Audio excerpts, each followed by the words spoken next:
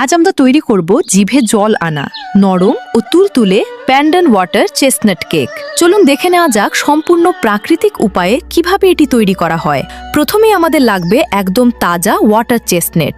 এগুলোকে পরিষ্কার পানিতে খুব ভালো করে ধুয়ে কাদা ও ময়লা পরিষ্কার করে নিতে হবে। এবার চেস্টনাটগুলোর খোসা ছাড়িয়ে ভেতরের সাদা অংশটি বের করে নিতে হবে। এরপর একটি কাঠের ম্যাশার দিয়ে এগুলোকে ভালো করে থেতো করে নিতে হবে। থেতো করা অংশে পানি মিশিয়ে কাপড়ের সাহায্যে ছেঁকে স্টার্চ বা রস আলাদা করে নিতে হবে। এই মিশ্রণটি সারা রাত রেখে দেওয়ার পর ওপরের পানি ফেলে দিয়ে নিচের ঘন অংশটি রোদে শুকিয়ে নিলেই তৈরি হয়ে যাবে খাঁটি ওয়াটার চেস্টনাট পাউডার। এবার কেকের জন্য দুটি আলাদা মিশ্রণ তৈরি করতে হবে।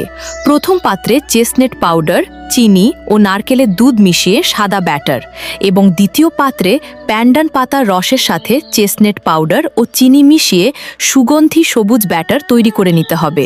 এবার আসল কাজ, একটি পাত্রে প্রথমে সাদা মিশ্রণের একটি স্তর দিয়ে 10 মিনিট ভাপিয়ে নিতে হবে।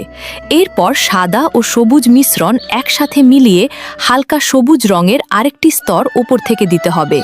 এভাবে ধাপে ধাপে কালার গ্রেডিয়েন্ট বা স্তরের পর স্তর তৈরি করে ভাপাতে হবে।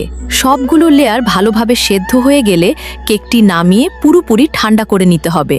ব্যাস, এবার আপনার পছন্দ মতো সাইজে কেটে পরিবেশন করুন দারুণ সুস্বাদু ও আকর্ষণীয় প্যান্ডন লেয়ার্ড ওয়াটার চেস্টনাট কেক।